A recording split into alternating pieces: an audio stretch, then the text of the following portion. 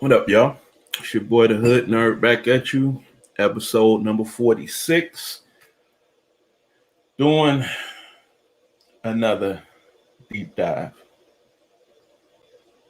There have been some. First, let's get to the topic. What is the red pill?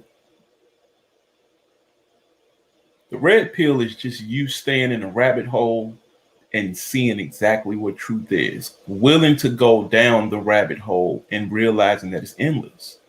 It doesn't end. And you start to realize everything is connected to each other. Not everybody can live that way. So, with that being said, this will be the last time I'm going to address this. If you are comfortable in your political stance and you don't want that challenge, this place is not for you.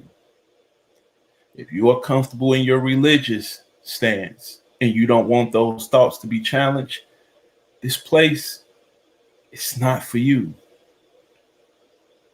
If you're comfortable in the world you live in and you don't want your foundation rocked and challenged, this place ain't for you.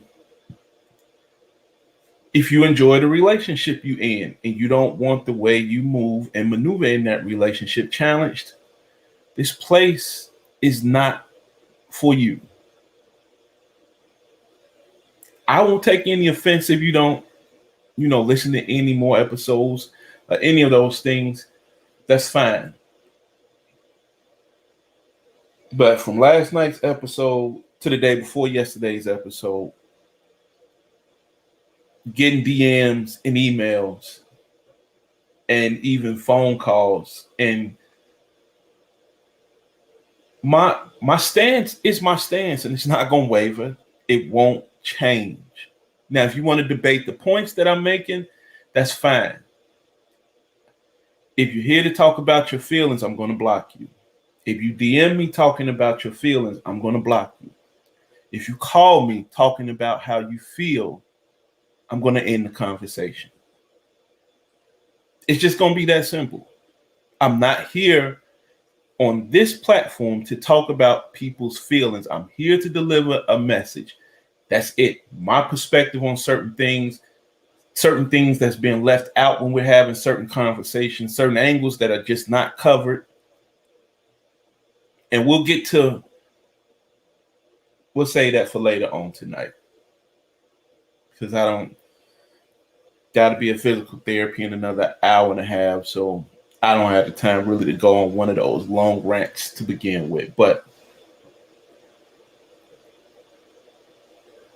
watching The Matrix when it first came out, I'm going to take you back to the scene where, for me, all of this started. And it's when Morpheus met Neo. We're going to break that down, another video, and I'm going to end it.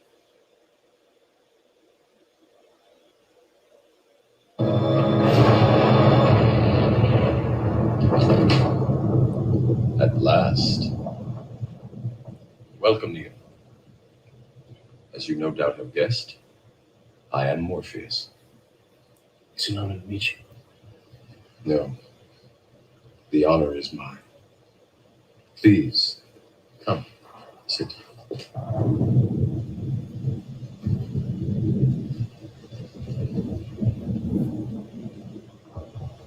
And I'll tell you why he said the honor is his. Because the honor is mine when people come now into the red pill world and they come look for me. You're just happy that you're elated almost that someone is coming to you and they want to come down the rabbit hole and join you. Because it's lonely down there. You have a lot of people who will come to you and tell you all sorts of things about, I'm really into the truth. But you can watch the way they move in life and tell they're not red pill. Even in the manosphere, you have the majority of these men in the white manosphere and black manosphere, they think the red pill is completely about misogynistic dating crap.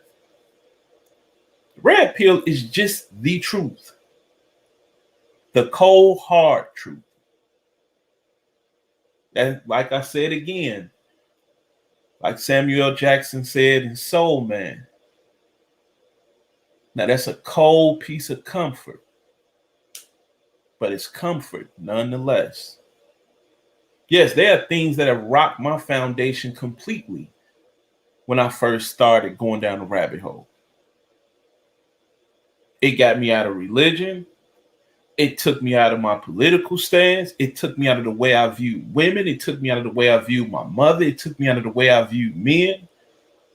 It took me out of the way I viewed my own self and how I was able to analyze now my own shit and say, no, you did that. You need to own that. When you do certain things, you need to be accountable for that. It taught me also, yo, even if you 25% of the blame, if you would have handled your 25%, guess what? We would have altered this outcome. So see, the red pill taught me you don't never need to blame anyone else. But I also understand the majority of the world doesn't live in the red pill world. They think they do. And to them, red pill rage is just nothing but, yo, I see the truth. That's really not what that is. Some of them truly are red pill, but a lot of them aren't. A lot of the people you hear talking about red pill, they're women who hate men and it's men who despise women, and they think that is it. That is just all there is to life in this red pill stuff, and that's not it at all.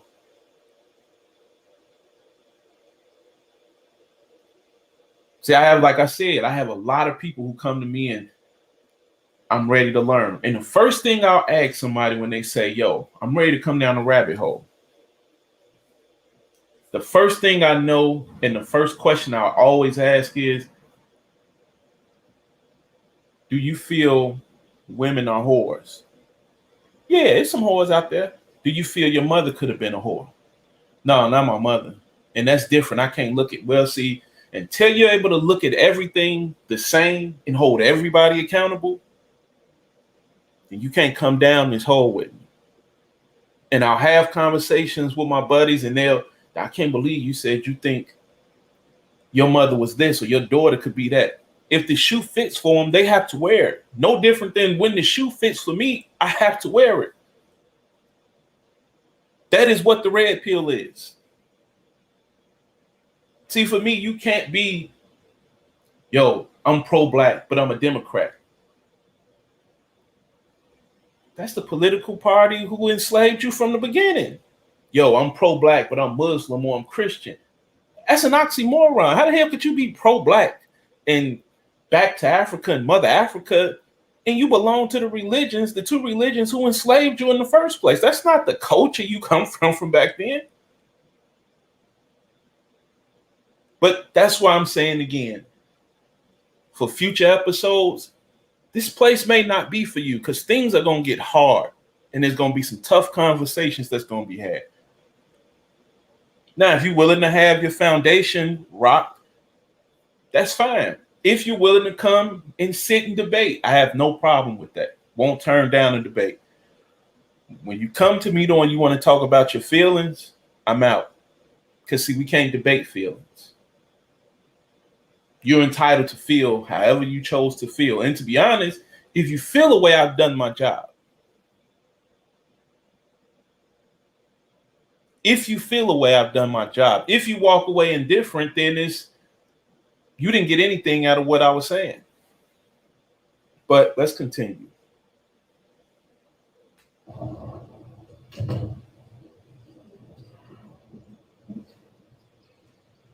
I imagine that right now you're feeling a bit like Alice. Tumbling down the rabbit hole. You could say that. I can see it in your eyes.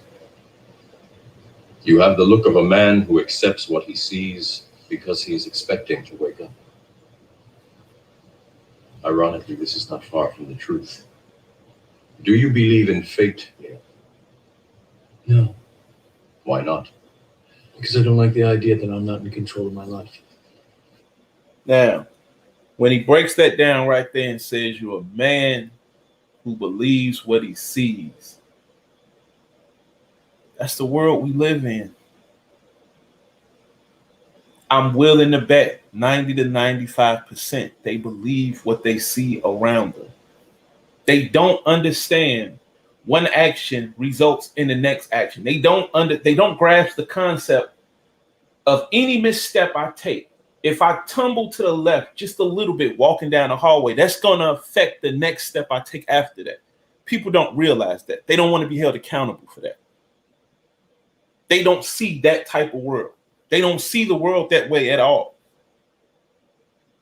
All they see is they started walking and they made it down the hallway. They don't understand everything that happened getting down the hallway.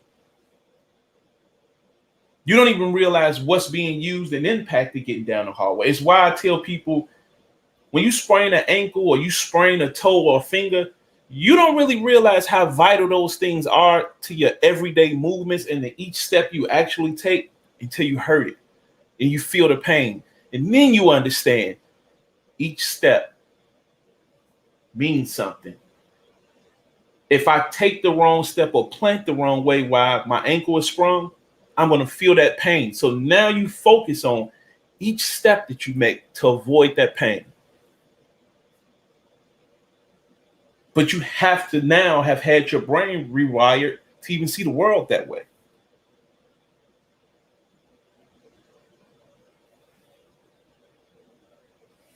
I know exactly what you mean. And men are not out here crying about marriage.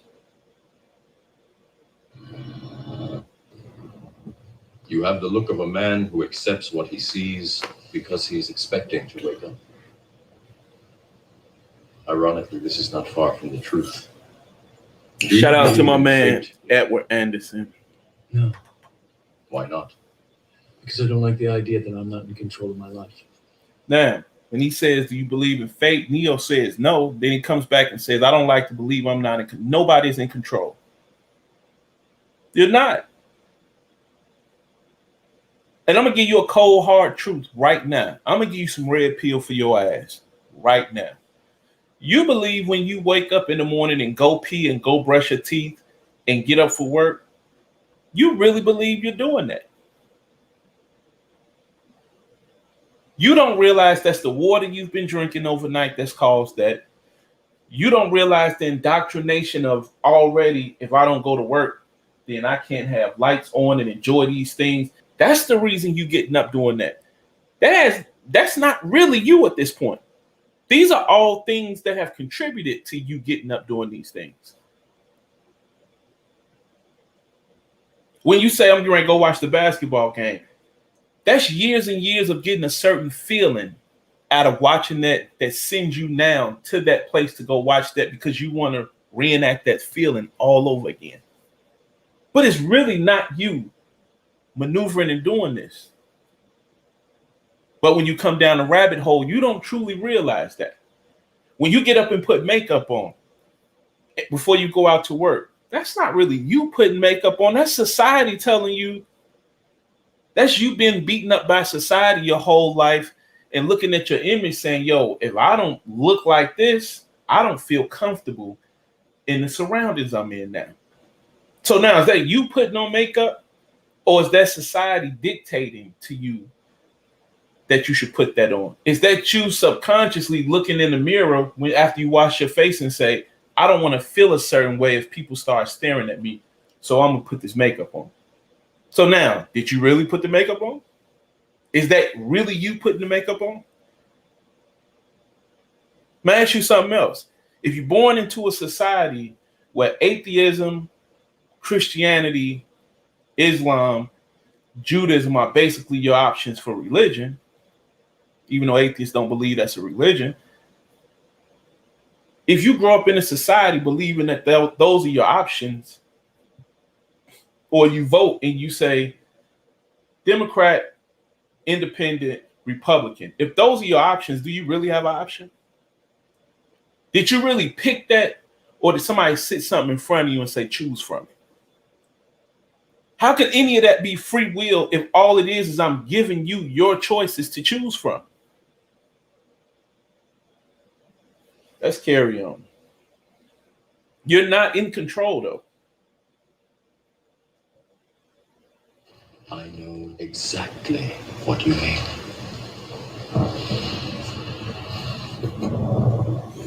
Let me tell you why you're here. You're here because you know something. What you know you can't explain, but you feel it. You felt it your entire life. That there's something wrong with the world. You don't know what it is, but it's there, like a splinter in your mind, driving you mad. It is this feeling that has brought you to me. Now, most people can't go down a rabbit hole, but they get that feeling when they go to church and they say, something don't feel right here. When you get people out praying saying, yo, I prayed and I needed $10. God bless me with that because I found $10 this morning. God did that. Then you ask that same person, you say, well, who blessed the atheist who just won the lottery?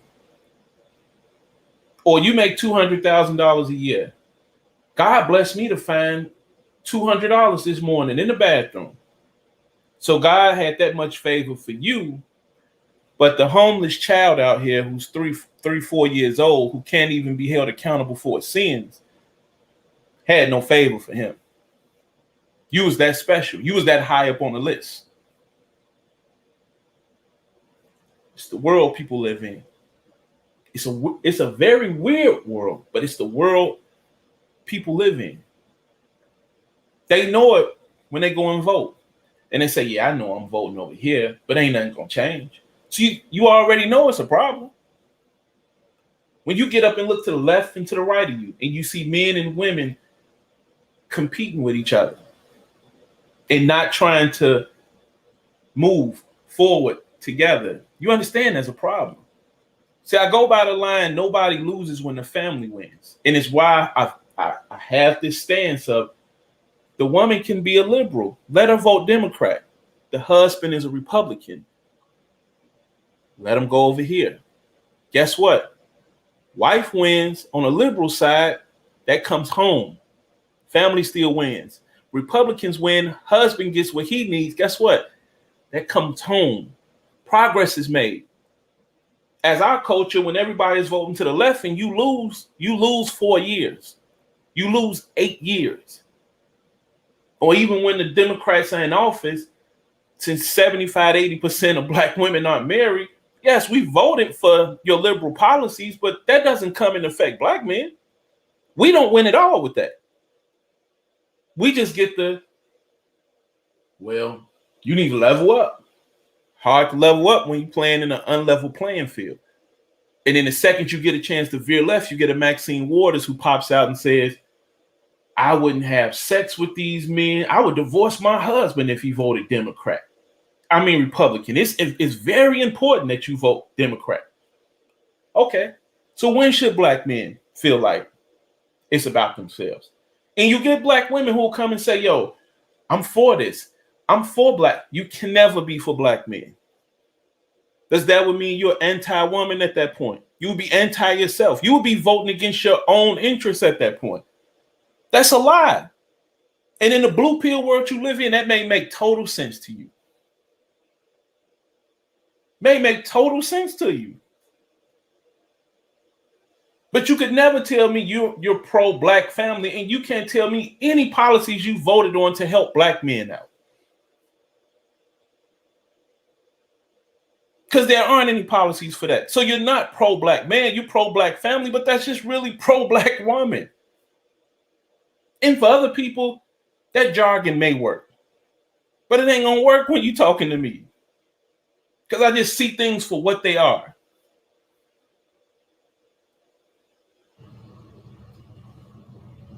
Do you know what I'm talking about? The Matrix. Do you want to know what it is? The Matrix is everywhere. It is all around us. Even now, in this very room. You can see it when you look out your window or when you turn on your television. You can feel it when you go to work, when you go to church, The Matrix is everywhere. It is all around us. Everywhere. It's all around you. You just don't know it. And it's why I keep telling people everything is tied together. You just have to be able to go down the rabbit hole far enough to start to see certain companies and certain families are funding the Democratic Party. They're funding the Republican Party. They're funding the independent. One family is funding all of this. They're funding all of these news stations. They're spewing all of this propaganda out to different factions over here. They're funding the Islamic Church. They're funding the Christianity department.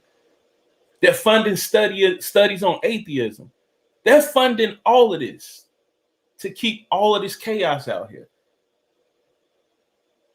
But you have people thinking, yo, I'm on this team. I'm on this team. Yeah, well, my team is focused over here, and we're doing. No, you're not. No, you're not. I keep telling people, you can vote Democrat, you can vote Republican. Whether I vote Democrat, whether I vote Republican, as a black man, I'm still facing the same issues for the last 40 years. We're still having the same age-old conversations about young black children not getting proper education. After integration, we lost all of those black-owned businesses because we allowed white corporations into the communities. We're still having systematic racism conversations. And all white people did at the end of the day after integration was got up and moved and started their own suburbs. And then people will come back to you and tell you, yeah, but it's changed because look at the progress. Progress for who? Well, women couldn't vote and women couldn't do this. And look at what we do. Yes, women. I'm not a woman. That's your problem, not mine. I don't benefit from that. Men don't benefit from that. So as a black man, where has he progressed at? Nowhere. Even now, in this very room, you can see it when you look out your window or when you turn on your television. You can feel it when you go to work, when you go to church, when you pay your taxes. It is the world that has been pulled over your eyes to blind you from the truth. What truth? That you are a slave, Neo.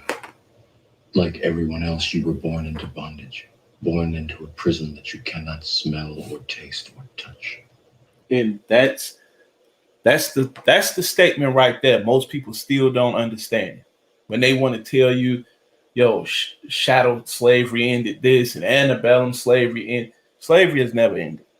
You still don't control anything. And I'm going to show you, I'm going to make an example for you right now that a lot of you probably don't even think about.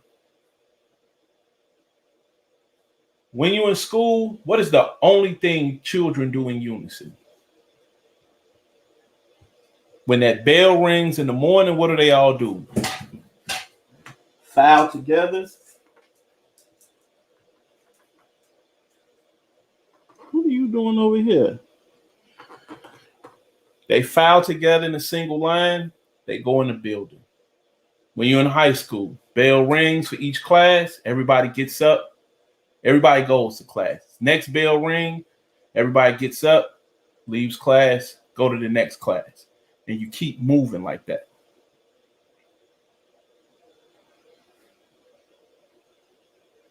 You get up and go to work every day, and people are taking taxes out of your checks to pay for what? Nobody knows where their tax money is going. And then you'll say, well, I'm still not a slave. You have to get up and work to survive in this country, to live here. So when you have to do something, you are a slave. Even if you own your own business, you don't create the currency. So since you don't create the currency, you still need this whole system to provide you with your currency for you to survive. The whole capitalistic model is a slave model. Now, I don't think there's any other system better than capitalism. It's the best we got, but it's still a slave model. A prison for your mind.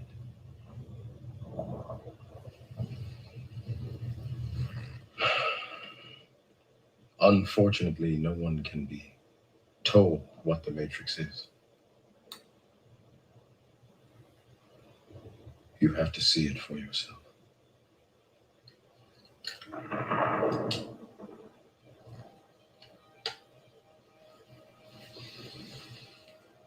This is your last chance. After this, there is no turning back. You take the blue pill, the story ends. You wake up in your bed and believe whatever you want to believe. You take the red pill, you stay in Wonderland, and I show you how deep the rabbit hole goes. And that's people right there, blissfully ignorant. I'll continue to take the blue pill and keep it moving. And I have no problem with it. I continue to tell people it's a lonely place when you go down that rabbit hole, because there's really not too many people to talk to. There's a small set of people who truly understand what it's like when you go down that rabbit hole. When you have to start making hard decisions about what you want to actually read, what you don't want to read. But because you've gone down a rabbit hole, you really don't have a choice but to investigate certain things. And now you have to start finding out certain things weren't real. Certain things existed thousands and thousands and thousands of years ago. That I was believing in a book who told me that Earth was only 8 to 10,000 years old, and now you find out it is billions and billions of years old. Do you realize how much information you are actually missing? If they're telling you Earth is billions and billions of years old, and all we have is 10 to 15,000 years of information, and not really even that much information, you would probably say closer to 5 to 8,000 years of information. You realize how small that is of what we actually know? And we try and walk around like we got it all figured out. No, I can tell you this for a fact because I read it in this book. Okay. So if I take this Quran from you and I take this Bible from you and I say, we can't use this. Now redirect me to some places I can go to get this information to show me this is fact. Well, I can't, but you got to have the faith of a mustard seed. What? So I'm living you're asking me to live in a world and survive in a world where you're telling me you can't even prove to me anything in these books. You can't show me a grave site. You can't show me a universal picture of what any of the disciples look like. You can't show me, well, we see the universal picture of Jesus, but you'll have people say, no, he was black. So we can't even rely on that. We don't have any birth records of any of these people in this book. But this is my reality. And this is when I can tell people, when you look around you and understand the business of religion and politics and all of that, just understand, man. That's why I tell people the game is over already. The indoctrination runs too deep. It starts too early. And most people don't understand when the indoctrination starts. And it's hard to tell people when the indoctrination starts. But the game is set up so perfectly, they have us as parents indoctrinating our children for them. This whole game is on autopilot at this point.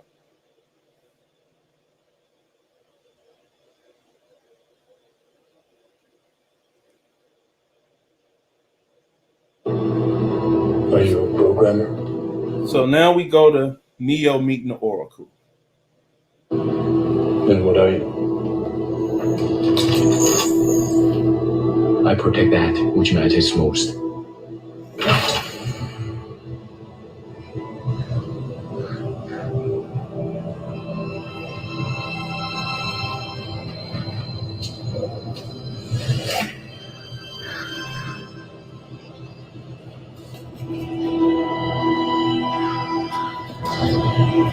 Well, come on. I ain't gonna bite you. Come around here. Let me have a look at you. Now, an oracle is basically a priest or a priestess or somebody with a wealth of knowledge or close to that higher power, kind of like the conduit, the medium to it. And they act as a medium through whom advice or prophecy was sought from the gods. But let's continue. My goodness, look at you. You turned out all right, didn't you? How do you feel? I know you're not sleeping. We'll get to that. Why don't you come and have a sip this time?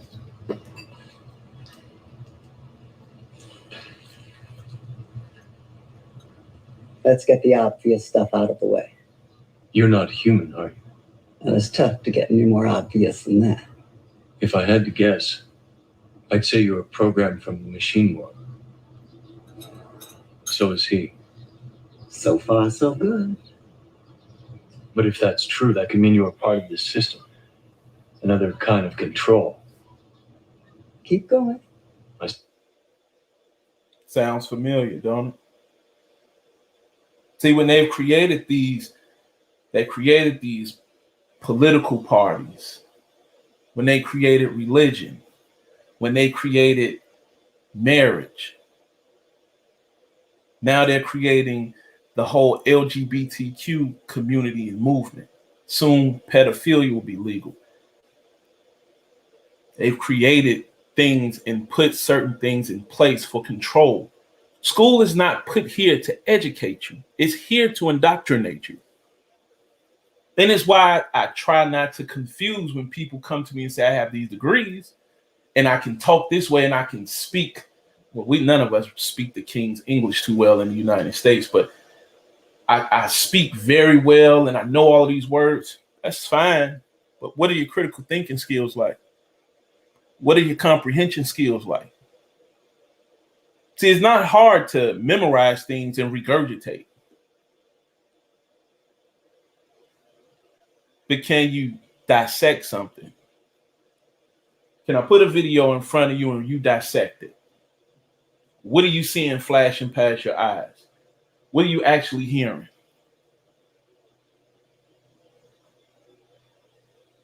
It's like, I hate to keep making this about religion, but you have to understand,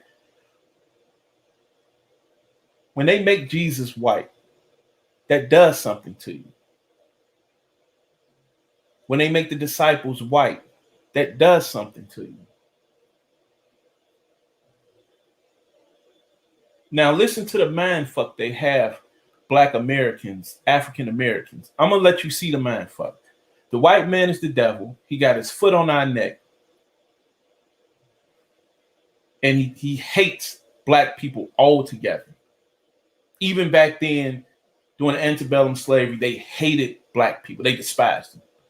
Yet this evil man was deemed and coined the devil. Yet he gave you the greatest gift, which was his religion, to put you into heaven. Now, ain't that crazy? I also want to give you this other mind fuck they give you. When I tell you the indoctrination, it starts in school. They tell you 30 to 40 men get on a ship, go to Africa with guns. They round up thousands of people, put them on a boat, put them on a couple of boats, take them back to the ship, unload them off the boats, put them on the ship, wave au revoir, and then they come back for years and decades to keep rounding up people stealing them with guns. And nobody decides we're getting ready to go to war and kill these people. We'll be waiting at shore the next time they pull up. Our Black people was that stupid and their white people were that intelligent and that strong. See the world I'm talking about we live in? But we don't choose to really look at it that way because, like I said, if you can't take your head and peek down that rabbit hole, then it is what it is. You accept what they tell you and you keep it moving. Now, when you dissect everything they give you, there's inconsistencies and hypocrisies in just about everything they've given us in school. They tell you how valuable this education is, yet you become an adult and realize 70% of the history they've taught you, probably more than that, is half truths. So if you're not even giving us the real history, why are you giving it to us in that way? Again, I go back and I tell people, when you watch a child, you see a child who's young, and I always give examples of my daughters. They're full of so much life.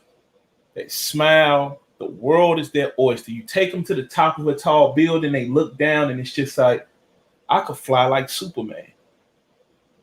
Or I could figure something out where that I can fly, and I'll keep trying to figure it out. As that child gets older, you say that happens the age of 4 or 5. You take that same child back in the seventh grade, around 11 to 12 years old. You take them back to the edge of that roof, and they're going to look at you and say, whoa, Dad, let's move back, Daddy. You could fall off and die. At the point they tell you they could die, the indoctrination has happened already. Now you live in their world. You're no longer thinking about creating anymore. You're thinking about surviving. But let's continue. Suppose the most obvious question is, how can I trust you? Bingo. It is a pickle, no doubt about it. Bad news is there's no way if you can really know whether I'm here to help you or not. So it's really up to you. Just have to make up your own damn mind to either And again, you don't know what anybody's real intentions are. And it's why I tell people, you never wholeheartedly trust anybody, because you can't control what the next person will do. Human beings are emotional people. And since you realize we're emotional people, what you have to understand is, just like I have to work hard to control my emotions, if I have to work extremely hard to control my emotions, I damn sure can't control yours then. Now, I can say, I won't ever snitch on somebody if I lived in a certain culture. But I can't promise you he won't. I can't promise you she won't. It's why I tell men, stop pillow talking with women. Stop running to your buddies telling them, yo, I just caught a stain over here. Or, yeah, we just got Buddy and robbed him for this. Because the second they catch your buddy, guess what he going to do? You got any information you can give us to solve any other crimes we might could lighten your sentence? Well, yeah, you know who was robbing them too? I know who was robbing women over here. Such and such, such and such. They come back and knock on your door. Damn, how they find out? Man, I thought you was my man. Dog, I done seen people, mothers turn on them. I done seen people, fathers turn on them.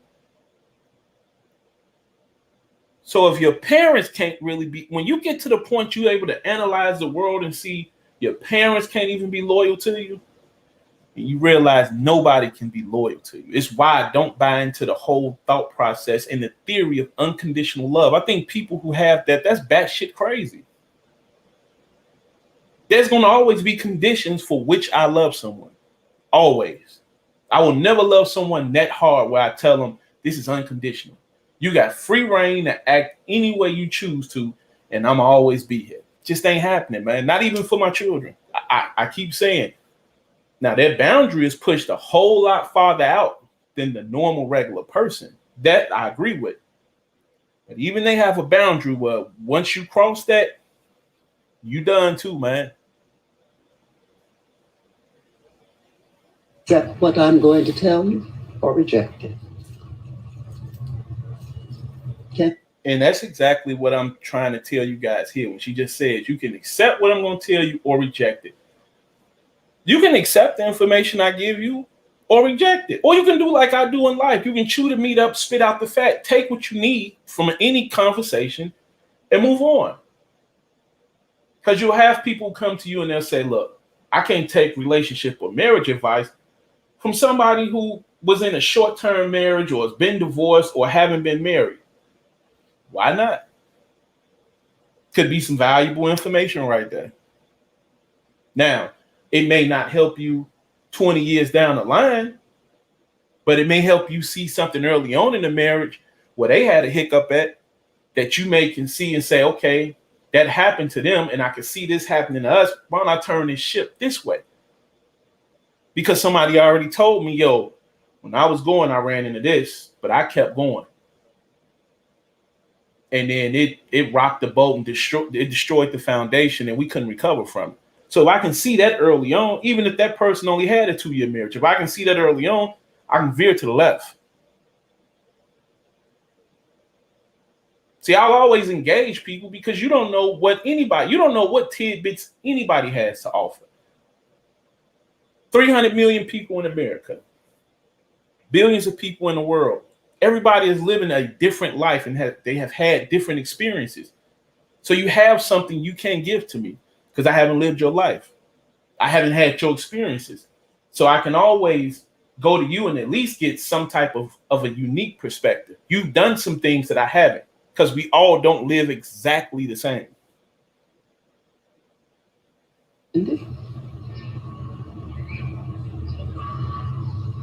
You already know if I'm going to take it? Wouldn't be much of an oracle if I didn't. But if you already know, how can I make a choice? Because you didn't come here to make the choice. You've already made it. And that right there is what happens on Earth a lot, especially in America. They do certain things periodically to make sure the indoctrination is still intact. When they race bait you and you get all up in arms and you go loot, every time they kill an unarmed black person and they show it to you, they're just making sure the indoctrination still works. See, it won't get a rise out of you if they show you how many white people get killed when they're unarmed. They can only still do that to still know the plan is in place by, okay, if we show a white person killing a black person, we show a white woman calling the police on a black person, they still get all up in arms. We still know we can call on Reverend Jesse, Reverend Al. Now we're putting Tamika Mallory in place, my son in place. Now we're putting these people in place. They even grabbed Stephen Jackson for you. And I'm going to let you know how far that game went, which we'll talk about another time. They grabbed George Floyd's baby mother and his child. And they paraded them up front as if that was the relationship he was in. And you know why? Because they knew if they put the optics out there of him and his white fiance, what they was doing may not have worked. So you got to understand, this game has been well thought out. It's just like on Training Day, when him and Hoyt was chilling out, and he was like, man, you've been planning this all. When Hoyt finally figured out what was going on, he looked at Denzel and said, you've been planning this all day, haven't you? He said, all day. I've been planning this all week. This game has been set in motion hundreds and hundreds of years ago. This is why I told you it's on autopilot. Yes, they update the program here and there, but they still know what it is. They still see us strung out on drugs in the community. They still see us going to church every Sunday. They still see you going to church and donating online. So as long as they see these things, they still understand the plan is still in place. And we don't have to do anything drastic. Everything we've been doing is still working. You're here to try to understand why you made it.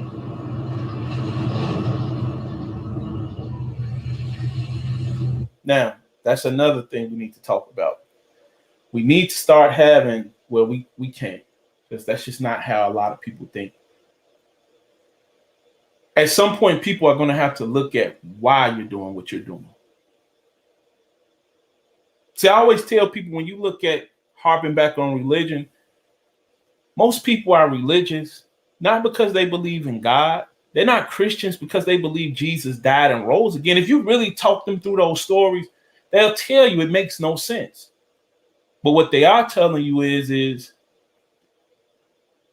I'm terrified of hell. So I'm going to believe in this just in case it is a heaven. Now they'll come right back and say, Yeah, God know your heart. So God know your heart. God know you don't truly believe in this. God already knows if you buy into the theory, God knows your heart. He already knows why you're inside of this religion. When you ask him, why did you vote for Barack? I don't know. He was black. So when you start asking people why you did that, and it's why I stress this to both of my children. Don't ever let an adult tell you to do something and they can't give you a reason why. If they can't, call me. And then I'll tell them, well, then they just don't have to do it then. If you don't have a logical reason for why they're doing it, then they just won't be doing it. I don't buy into the theory of do it because I told you to. That makes no sense. You should always have a reason for why you're doing what you're doing. If not, you're on autopilot.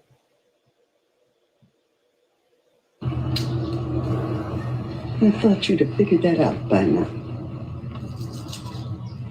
Why are you here? Same reason. I love candy. But why help us? We're all here to do what we're all here to do. I'm interested in one thing, Neo, the future. And believe me, I know the only way to get there is together. Are there other programs like you? Oh, not like me, but... Now, that's why Fred Hampton got killed. That's why John Lennon is dead. That's why Martin Luther King is dead. That's why Malcolm X is dead. So I always tell people, when you start watching people and how this country operates, when people start singing "We Are the World," people like Michael Jackson, they start screaming "We Are the World." It don't matter if you black or white. Malcolm come back and say, yo, yeah, it's white Muslims over there too. And, I don't hate my brother. When Martin Luther King started doing his poor people's movement, when Fred Hampton started saying, hey, yo, you know what? Yeah, you could be racist. You could be a bigot. That's fine. But we all poor and our children need this. We need this lunch program. We need these things done. At that point, they understand poor people come together. Capitalism no longer works. So any person who's preaching coming together as a whole, as a country, their life will be short. That program is going to be cut off very quickly. Look, see those birds? At some point, a program was written to govern them. A program was written to watch over the trees and the wind, sunrise and sunset. There are programs running all over the place. The ones doing their job, doing what they were meant to do, are invisible. You'd never even know they were here. But the other ones, well... See, it's a conversation I also have about the faceless ones. When you get to the faceless ones, that's when we have these conversations, the Forbes magazine, and we're, he's worth 20 billion. He's worth 30 billion. There are families out here that are worth well over $200 trillion. Never see them in the Forbes magazine. You never. They don't even operate solo like that. They operate just under the family. That's it. So that no one can be pointed out. No one knows the infrastructure or any of that. When you know the people they put out in front of you, that's just what they want you to see. Everything you see has been already programmed to put out here to get a certain reaction from you. That's just how it works. When they put Cardi B and Meg Thee Stallion out here, they put them out here like that for you for a reason.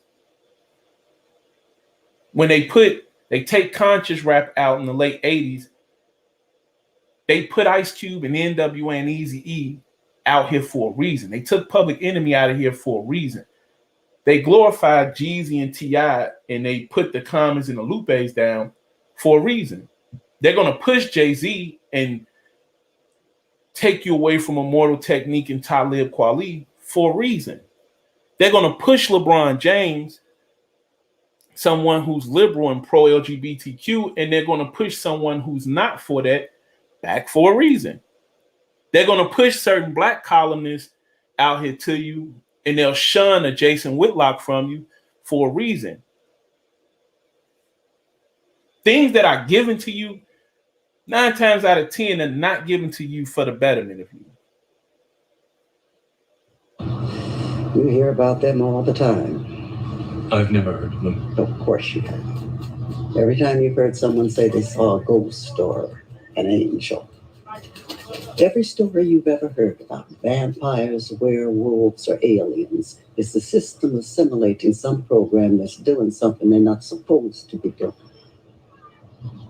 You've seen it. Aliens. Aliens exist. We know they exist, but guess what? If they ever came out and told you aliens exist, guess what they now have to do? They now have to rewrite history all over again. They now have to tell you religion as what they told you was a complete lie. And it's why I keep telling people they can never tell you aliens exist. Because if they tell you aliens exist, they only told you God created the heavens and earth. So now they would have to explain who created the other planets. Who created it?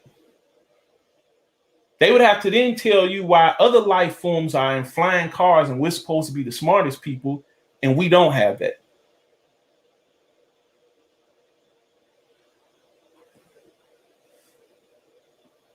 In your dreams, haven't you? The door made of light. What happens when you go through the door? I see Trinity. And something happens. Something bad. She starts to fall. And then I wake up. Do you see her die? No. You have the sight now, Neil. You are looking at the world without time. Then why can't I see what happens to her? We can never... Once you can see the world without time and you really get a grasp on what time actually is, you've really been down the rabbit hole. It'll take a while for you to get to that point when you can really grasp what time is. But once you really see what time is, then you've been down the rabbit hole. See past the choices we don't understand. Are you saying I have to choose whether Trinity lives or dies? No. You've already made the choice. Now you have to understand it. No. I can't do that. I won't. You have to. Why? See, and that ends that. But he kept saying, I won't have to. I can't. She's already letting them know because of the indoctrination already, your choices have been made for you. It's already been orchestrated. A lot of this is preordained already. Because they've given you A, B, C, and D, you only can go E, F, and G now. So you only have a couple of ways this can play out. But see, before they teach you the alphabet, you could start a lot of different ways. You could start as X is your first letter, Y is your first letter, T is your first letter. But once you learn it, and once you go A, B, C, D, 1, 2, 3, 4, red, blue, black, the game is over. It is what it is at that point. Call from Olivia Hoskins. The game is over, and you see what that is already. So you have to understand when you're playing that game, that's the world you live in. But our choices, everything that's done, all of that, that's how it moves. That's how this game goes. So, with that being said, it's your boy, the Hood Nerd. And I'll get at y'all later.